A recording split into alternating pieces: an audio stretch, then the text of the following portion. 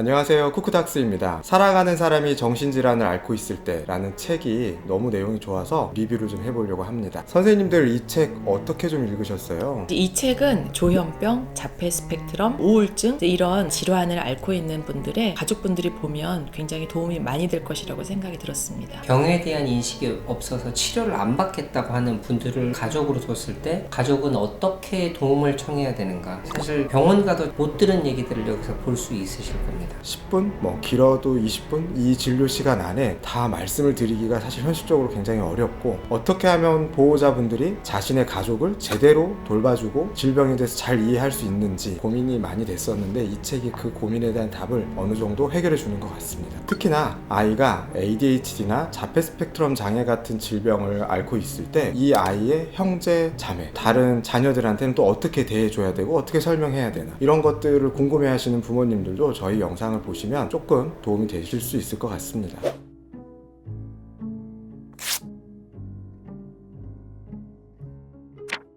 병을 앓고 있는 사람들이 하는 행동, 말, 이런 것들을 병이라고 생각하지 않고 그 사람이 갖고 있는 속성, 성격으로 이렇게 공격을 하는 경우가 많아요. 너는 왜 이렇게 게으르냐?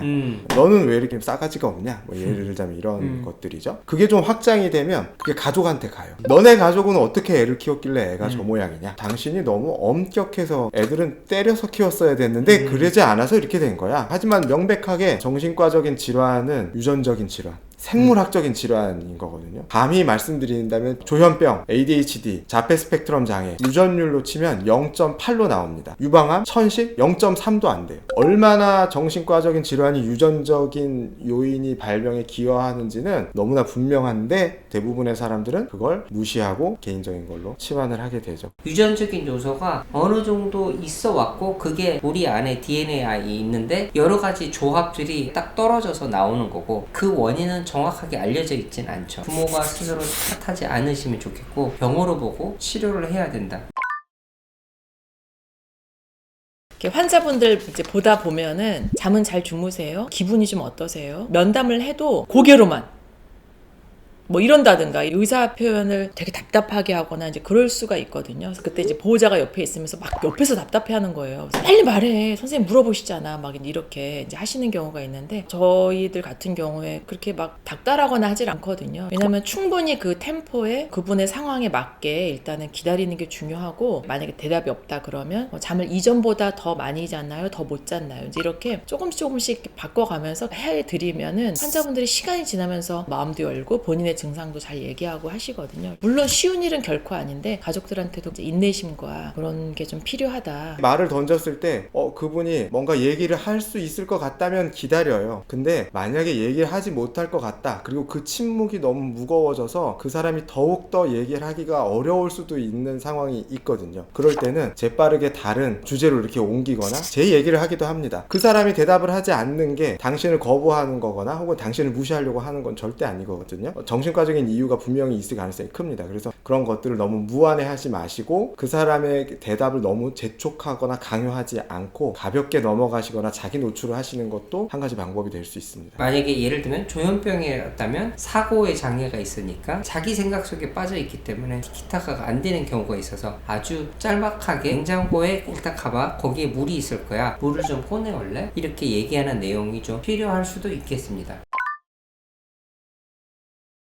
오염에 대한 강박증이 있거든요. 샤워를 3시간씩 해요. 화장실 한번 쓰고 나면 막 1시간씩 다 닦고 나오고, 이런 증세가 있으면 가족들이 막 되게 싫어하거든요. 뭘 그렇게 오랫동안 씻냐 이제 막 그러는데, 다리뼈가 부러진 사람이 쩔뚝쩔뚝대면서 걷는 게 당연한 것처럼 씻고 닦고 그렇게 하는 게 이제 당연한 증세로 나오는 거거든요. 그거를 이제 알게 되면 가족들이 요즘 다시 강박증이 좀 심해졌네, 병원에 가서 또 약물 조절을 좀 받아야 되겠구나, 3시간 동안 샤워하던 게 지금 30분으로 줄었네, 이렇게 판단하면서 감정적으로 막 안 좋게 흥분하거나 막 화가 나거나 그러지 않을 수 있으니까 중요한 부분일 것 같습니다. 가족들도 사람이다 보니 대하다 보면 힘들어서 소리를 지르게 되죠. 예를 들면 저분이 죽고 싶다고 걸어놨는데 보호자분들이 여기까지 올라오면, 그래 나 죽어, 라고 하면 이제 내가 믿었던 가족이 나한테 이렇게 해 하면서 이제 그때 더 절망의 나락으로 떨어지는 거죠. 가족이 이렇게 찌르는 비수는 훨씬 더 날카롭고 나의 약점을 가장 잘 알기도 하고 사랑받아야 될 사람한테 날아오는 비수는 훨씬 더 아프게 다가옵니다. 뭐 그렇게 힘들면 죽어버리든가 뭐 이렇게 말을 하게 되는 경우가 생겨요. 그렇게 되어 버렸을 때는 이제 화가 가라앉고 감정이 좀 차분해지고 나서 반드시 진심으로 사과하는 게 필요합니다. 아까 내가 너한테 그렇게 말한 거는 나의 실수였고 나의 잘못이었어. 내가 너무 힘들어서 그렇게 너한테 말하는 건데 내 원래 진심은 전혀 아니야. 이전에 밝고 건강한 우리 딸로 회복되었으면 좋겠어. 라고 이렇게 이야기를 반드시 해주는 게 좋습니다.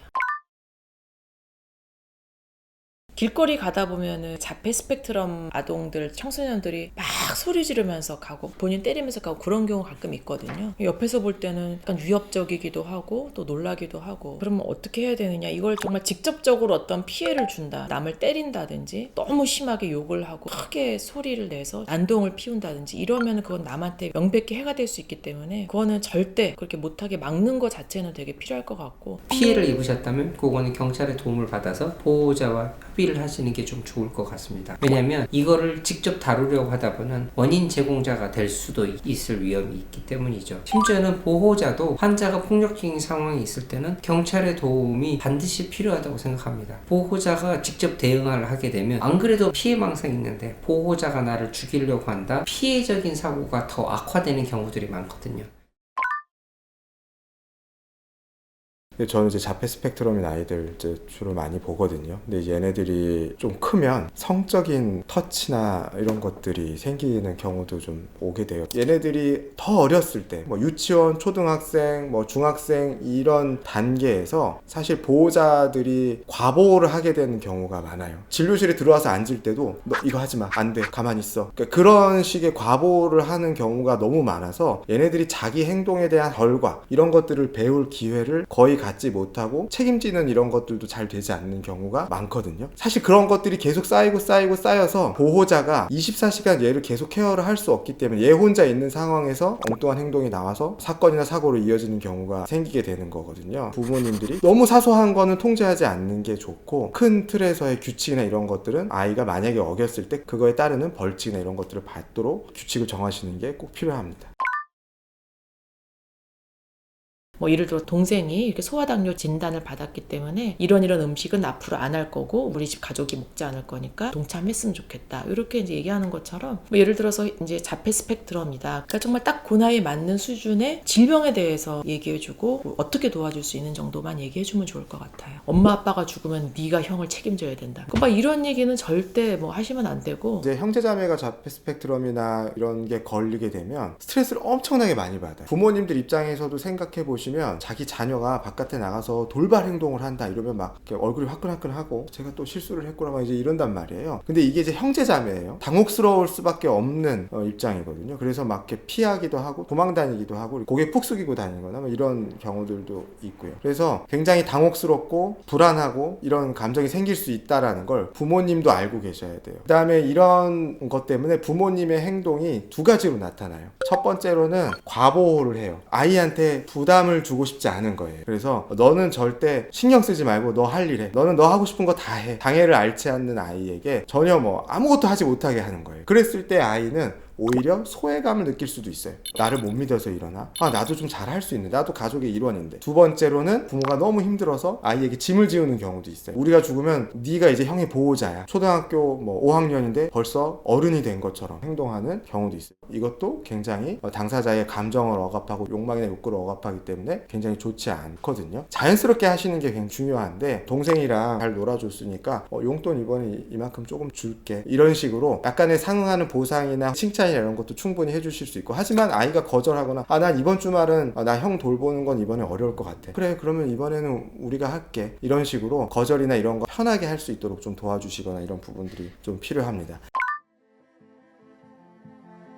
환자나 가족이 겪을 수 있는 어려움이 얼마나 클지 다가오는 울림이 컸었거든요. 깜깜한 공원에서 조깅을 하고 있는데 그만 뛰어야겠다 싶을 때였는데 저기서 그만 뛰어 이 새끼야 이 소리가 엄청 크게 들리는 거예요. 제가 이어폰 끼고 음악을 듣고 있었거든요. 실제 있었던 일. 근데 이게 뭐였을까 제가 생각을 해봤는데 아무리 봐도 그 장소에 사람이 있을 수 있을 만한 피할 곳도 없었거든요. 그래서 아 이렇게 환청이 매일 들린다면 정말 죽겠구나, 정말 환자분들은 힘들겠구나, 이렇게 환자의 입장에 대해서 잘 기술한 것 같습니다. 결국에 인생이 정해져 있잖아요. 언젠가는 이 아픈 가족과 결국엔 헤어질 것이다. 이별할 것이고 그게 물론 몇십 년 후일 수도 있지만 사실 당장 내일일 수도 있거든요. 아픈 가족과의 시간을 이왕이면은 되게 의미 있게 보내자. 같이 소풍 가고 맛있는 거 먹고 이런 시간을 이제 매우 소중하게 여기게 될 것 같아요. 이제 그런 생각을 하게 되면요. 이 책에서 한 가지를 가져가야 된다고 한다면 가족이